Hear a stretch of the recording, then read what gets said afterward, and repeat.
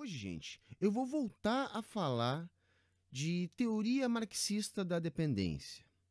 Especificamente, eu quero tentar deixar mais claro como que funciona a lógica centro-periferia no capitalismo.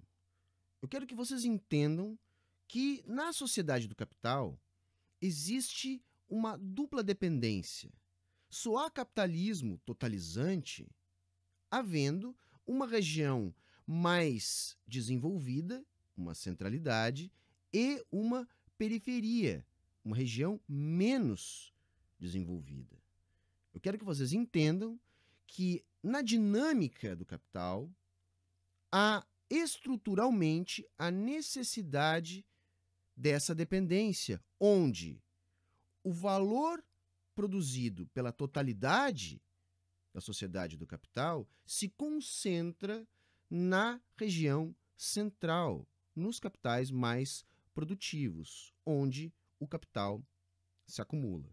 Para entender isso, vamos entender o seguinte: no capitalismo, as trocas comerciais organizam o sistema. Portanto, podemos dizer que o capitalismo se estabeleceu com base na expansão da dependência das trocas comerciais. Outro ponto-chave é compreender o estabelecimento do capitalismo como um processo histórico. Duas coisas aí. Primeiro, as trocas comerciais existem muito antes do capitalismo. Estamos falando de um sistema em que as trocas comerciais organizam o conjunto da sociabilidade. E segundo, como processo histórico, o capitalismo não aparece em todos os lugares ao mesmo tempo e da mesma forma. Portanto, precisamos compreender como algumas sociabilidades passaram a se organizar a partir das trocas e por que essas sociedades se tornaram dominantes. Bom, o capitalismo é a mais especializada das sociabilidades originadas a partir da lógica da propriedade privada dos meios de produção. E toda sociedade assim organizada é uma sociedade de classes antagônicas, que se sustenta a partir do domínio do uso da força pela classe dominante. O que estabelece esse domínio é o controle sobre os recursos responsáveis e necessários para a manutenção e reprodução da vida material. Desse modo, as sociedades de classe evoluíram se especializando em manter a sua estrutura. E o controle exercido foi deixando a dependência da força que essa sociabilidade tem cada vez mais mistificada. Primeiro, pela institucionalidade vigente e depois pela ideologia. O mercado é uma dessas construções derivadas das sociedades de classe. Ele existe quando há trocas comerciais, essas que dependem da existência do Estado para garantir com a sua força a propriedade privada. Então, nesse sentido, o mercado mistifica a força, que é o garantidor da estabilidade relativa existente nas sociedades de classe.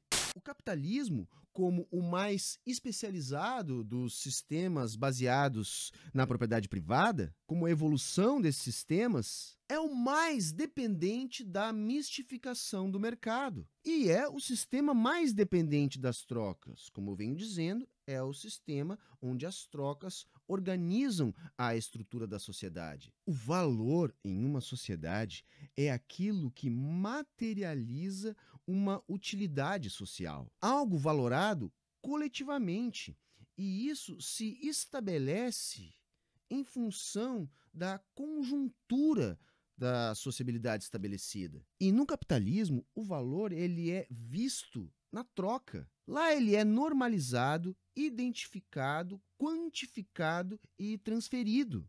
No capitalismo, a dinâmica das trocas determina a distribuição do valor. Essa dinâmica é condicionada pela produção, ou seja, pela adição de valor novo à sociedade. E essa, por sua vez, é determinada pela estrutura de classes. Isso significa que o capital, o valor que se valora, o valor sob controle de classe em sua forma material, determina a dinâmica das trocas, que por sua vez explica a fatia dada a cada um na sociedade do capital. Isso significa que o comércio destina o valor. E assim como na sociedade, onde o valor é acumulado pelo capital, entre regiões capitalistas distintas, o capital também se concentra, criando a mesma estrutura desigual. E a questão é, por que isso acontece?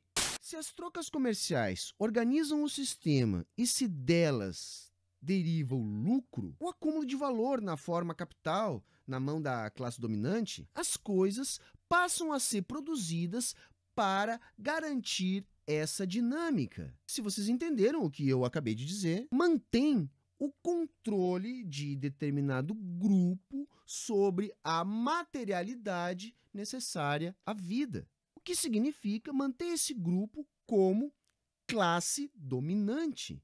Ou seja, a classe dominante controla a produção de mercadorias que são os objetos das trocas que organizam a sociedade. Nas trocas, a competitividade da mercadoria é fundamental. A tipicidade da mercadoria é fundamental. O valor de uma mercadoria é produto do trabalho que a produziu. A magnitude desse valor deriva do tempo acumulado em sua totalidade para garantir a existência do produto e da valoração dada pelo paradigma social, pelo nível de necessidade e escassez da mercadoria em relação à média das produtividades de cada setor da economia.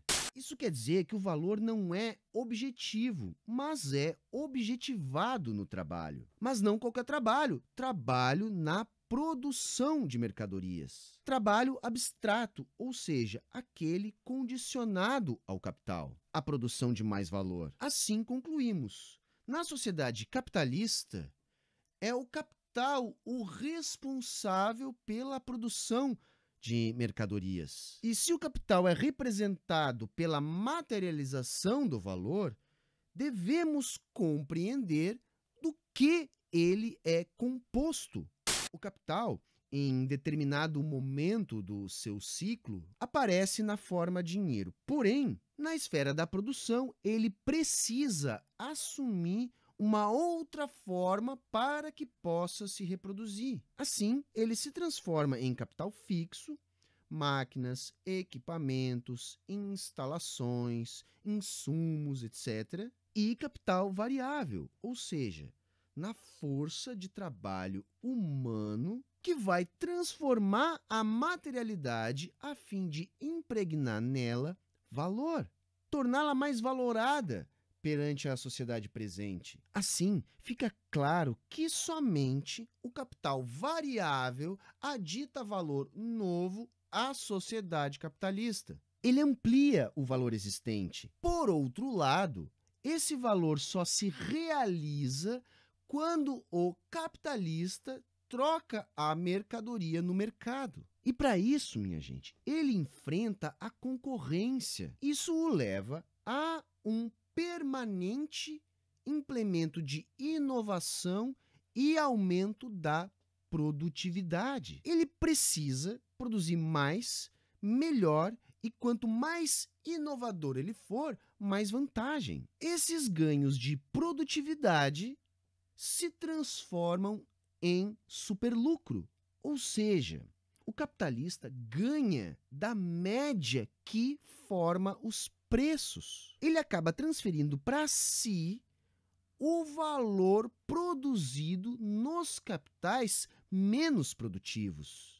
Essa lógica faz o capitalista se especializar em todos os sentidos. Ele aumenta o tempo de trabalho para produzir mais, mas também precisa produzir mais no mesmo tempo. Educação aumenta a produtividade, mas também demanda tempo e, ainda assim, sem materialidade é um ganho altamente limitado. O que significa dizer que os constantes aumentos de produtividade são ocasionados pela especialização do capital constante, que se observa através do aumento da participação na composição orgânica do capital, que é formada pela soma do capital constante e do capital variável no processo de valoração do valor. Isso cria a seguinte situação: somente o capital variável adita valor novo à sociedade e, quanto mais especializado e mais concentrado o capital, menor a participação do capital variável em sua composição orgânica. Isso significa que os capitais de maior magnitude são aqueles que aditam menos valor novo na sociedade.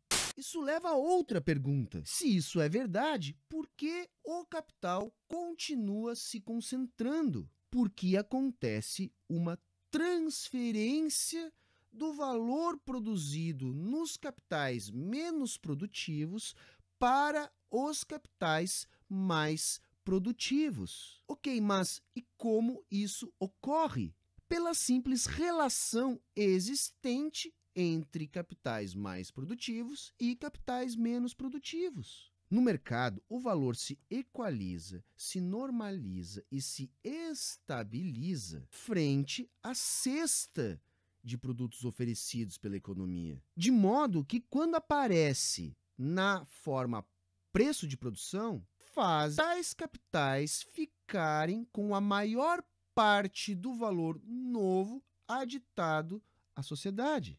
Eles têm um custo de trabalho humano menor para produzir um produto que vai ter o mesmo preço de um produto produzido com um custo de trabalho humano maior nos capitais menos produtivos. De modo que, quanto mais cresce, mais o capital se especializa. Ou seja, mais produtivo fica de um lado e, ao mesmo tempo, mantém sempre menos produtivo outro lado. Isso quer dizer que, na sua dinâmica de expansão e especialização, o capital depende da apropriação do valor produzido em sua periferia, em sua zona menos produtiva. E mais, se vocês estão entendendo, ele depende que exista uma zona menos produtiva. Isso se reflete em concentração de cada vez mais capital em regiões cada vez mais específicas e cada vez mais trabalho não especializado numa zona periférica cada vez maior e cada vez mais pobre. Só vamos entender uma coisa: essa pobreza é relativa à riqueza da centralidade. A diferença entre ricos e pobres é cada vez maior, havendo cada vez menos ricos e cada vez mais ricos em proporção à totalidade da população. E havendo também, por outro lado, um aumento da massa pobre.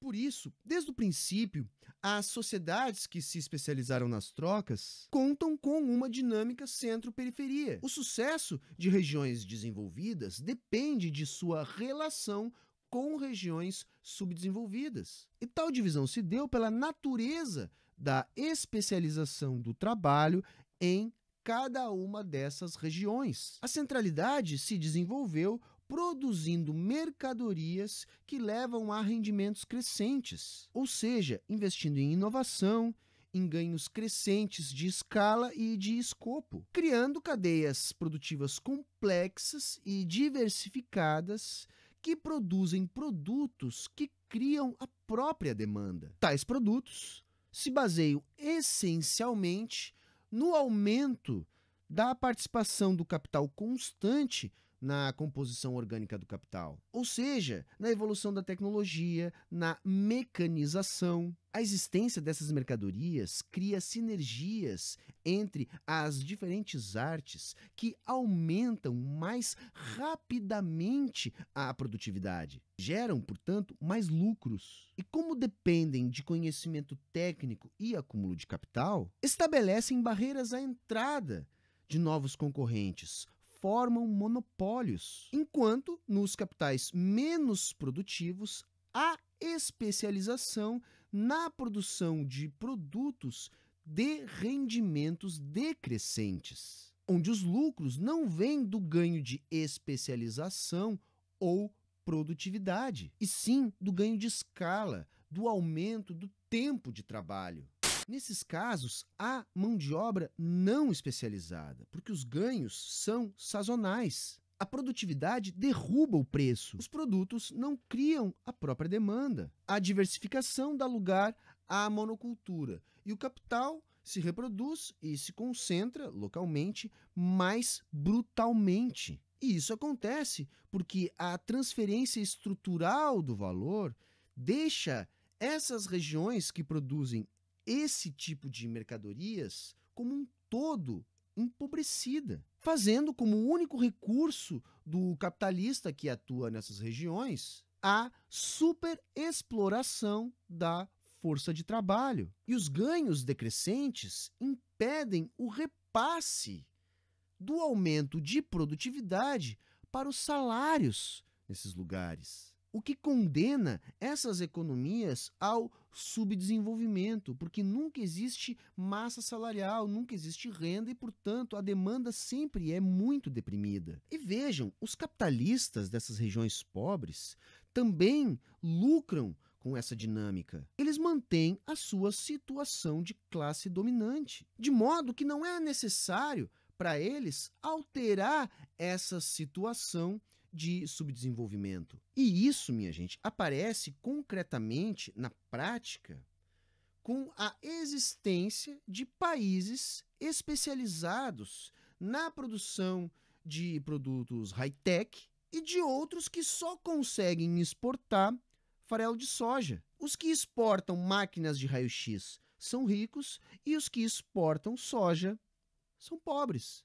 Tá, mas o que faz uns optarem pelo desenvolvimento e outros não? Bom, aí são vários fatores. No primeiro momento, as condições geográficas. Aqueles países que se desenvolveram, onde as condições para sobreviver a partir da agricultura são muito difíceis e que têm uma estrutura de classes em sua sociabilidade, tendem a ter maior desenvolvimento. Porém, o fator mais determinante nessa divisão internacional do trabalho é o fator político, a força da dinâmica da luta de classes ao longo do tempo, que é o motor de transformação das sociedades de classe. Ou seja, como a sociedade capitalista não se formou ao mesmo tempo em todos os lugares, a dinâmica da luta de classes nas sociedades que foram se especializando na troca de mercadorias acabou impondo a forma de especialização do capital em cada região, já que uma região depende da outra, uma vez que o capitalismo só pode ser compreendido bem em sua totalidade. Bom, gente, era isso hoje. Espero que vocês tenham gostado. Eu vou indicar como referência do que eu disse aqui, principalmente o texto de Rui Mauro Marini, Dialética da Dependência, que infelizmente eu não tenho na versão impressa. Vou indicar esse aqui, ó, que é uma reunião de textos que a Boitempo publicou com o título de Padrão de Reprodução do Capital. Vou indicar esse clássico aqui do Teotônio dos Santos, Teoria da Dependência, e vou finalizar indicando esse aqui, Como os Países Ricos Ficaram Ricos e Por que os Países Pobres Continuam Pobres, do Eric Heiner, que não é um marxista, mas esse texto aqui é um texto bastante fácil de compreender como que países que se especializam em produtos mais high-tech, de economias mais sinérgicas, mais complexas e diversificadas, são países ricos. E como que países que se especializam em agricultura, commodities, são, na verdade, países pobres. Se você gostou do vídeo, curte, compartilha com os seus amigos, se inscreve aqui no canal e clica no sininho para receber as nossas notificações. E lembrando sempre, todo o conteúdo aqui do Saia da Matrix é um oferecimento dos nossos apoiadores. Sem eles, eu não poderia continuar aqui. Torne-se um apoiador e ajude na manutenção do canal. Aqui na descrição também encontra-se o link do nosso Apoia-se, que é uma maneira super prática de estar colaborando com o Saia da Matrix, e também o link do nosso site, onde vocês encontram várias outras formas de estar ajudando. Olha, moçada, era isso hoje e Até a próxima!